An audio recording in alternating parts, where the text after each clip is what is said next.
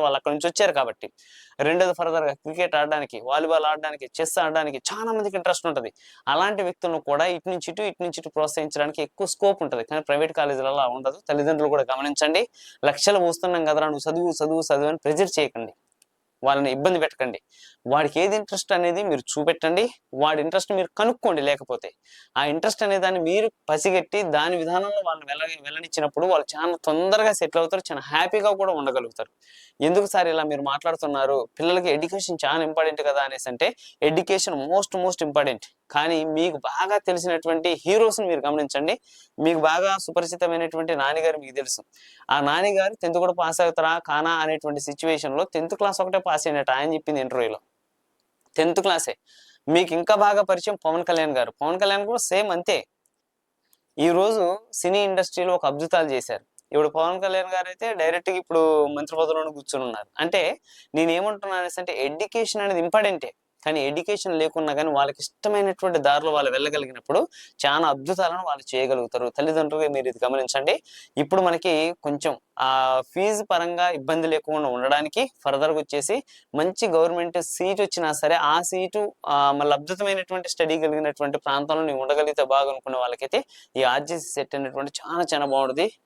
Girls కి సంబంధించి boys కి సంబంధించినటువంటి క్యాంపసెస్ వేరువేరుగా ఉంటాయి.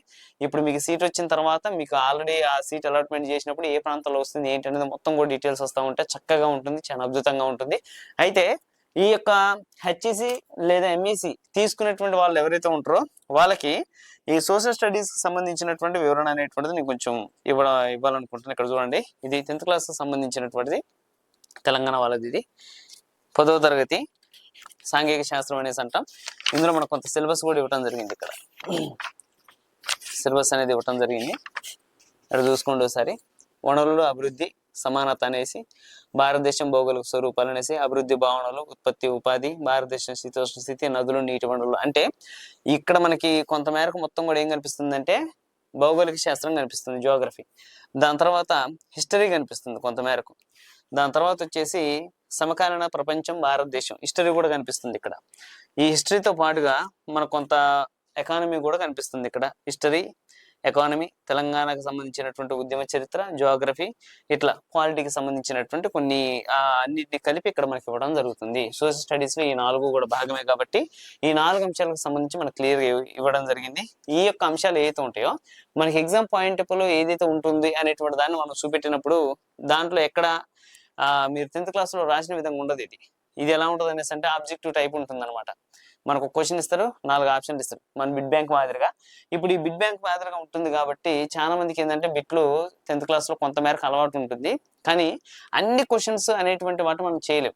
రెండోది కాంపిటేటివ్ మాదిరిగా దీన్ని రాయాల్సి వస్తుంది కాబట్టి ఏ బిట్ అనేటువంటిది రావడానికి స్కోప్ ఉంది అనేది విద్యార్థులుగా మీకు తెలియకపోవచ్చు. అలాంటి వాళ్ళు కూడా కంగారు పడాల్సిన పని ఏమీ లేదు. ఇప్పుడు మన అకాడమీలో చాలా క్లియర్గా అద్భుతంగా ఈ సోషల్ స్టడీస్ సంబంధించి హెచ్ఎస్సి సిఎస్సి వాళ్ళు ఎవరైతే ఉన్నారో మీకు నేను దీన్ని వివరించబోతున్నా. సార్ నేను ఇది తీసుకుంటా, దీంట్లో అద్భుతాలు చేయొచ్చు అనేసి అంటే చాలా అద్భుతాలు చేయొచ్చు. ఎన్ని గొప్ప కార్యక్రమాలు అనేటువంటి దీని నుంచి జరుగుతాయి అనేటువంటిది కూడా మీకు వీడియో చేయబోతున్నాను. మీరు మాత్రం ఈ హెచ్ఎస్సి సిఈసి ఎంఈసి లాంటివి తీసుకోవడానికి భయపడమాకండి. ఎందుకు అనేసి అంటే ఇప్పుడు ప్రజెంట్ గ్రూప్స్ ఎగ్జామ్స్ రాసే దాంట్లో ఇది మాత్రం వెయిటేజ్ ఎక్కువగా ఉంది. ఎంపీసీ తీసుకున్న వాళ్ళే మహా అయితే 25 మార్కులు, అంతకంటే ఎక్కువ లేదు. బైపీసీ తీసుకున్న వాళ్ళు కూడా అంతే, మహా అయితే 20-25 మార్కులే. కానీ ఇందులో హిస్టరీకి వచ్చేసి 150 మార్కులు ఉంది, తెలంగాణ ఉద్యమ చరిత్ర 150 మార్కులు ఉంది, మన పాలిటీ వచ్చేసి అప్రాక్సిమేట్లీ 75 మార్క్స్ ఎబోవ్ ఉన్నాయి. అదేవిధంగా ఎకానమీ వచ్చేసి 150 మార్క్స్ ఉన్నాయి. ఇప్పుడు మీరు ఆలోచన చేయండి, అంటే మనం ఒక గ్రూప్ 2, గ్రూప్ 1, గ్రూప్ 3కి సంబంధించిన ఆఫీసర్ అవ్వాలి అనేసి అంటే వెయిటేజ్ ఎక్కువగా ఉంది సోషల్ స్టడీసే. దీన్ని తక్కువ అంచనా వేయాల్సినటువంటి అవసరం అయితే లేదు.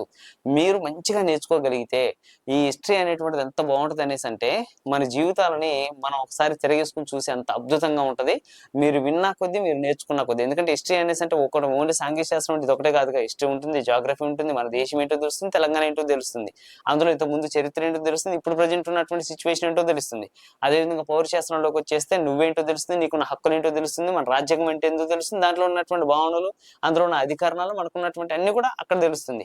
దాంతో పాటుగా ఆర్థిక శాస్త్రానికి వచ్చామనేసి అంటే మనం ఏంటి, మన ఫినాన్షియల్గా ఎలా ఉన్నాం, ₹1 సంపాదించాలంటే ఆ సంపాదించే విధానాన్ని ఏమంటున్నాం, సంపాదించడంలో వచ్చిన దాన్ని ఖర్చు పెట్టడాన్ని ఏమంటున్నాం, దాంట్లో పొదుపుని ఏమంటున్నాం, ఇలా ప్రతి దానికి సంబంధించినటువంటి అన్ని మన జీవితాలకు సంబంధించినవి కూడా ఇందులో మనకు క్లియర్గా ఉంది. మీరు చేయాల్సిన పని ఒకటే, ఈ హెచ్ఈసికి సంబంధించినటువంటిది లేదా సిఈసికి సంబంధించి ఎంఈసికి సంబంధించేటువంటి విద్యార్థులు ఎవరైతే ఉంటారో ఈ యొక్క ఆర్జీసీ సెట్ ఏదైతే ఉందో ఈ సెట్లో మీరు మంచి స్కోరింగ్ సాధించాలి అనేసి అనుకుంటే మాత్రం 100కి 100% కిషిందర్ రావు ఆన్లైన్ అకాడమీ అనేటువంటి యాప్ని డౌన్లోడ్ చేసుకోండి.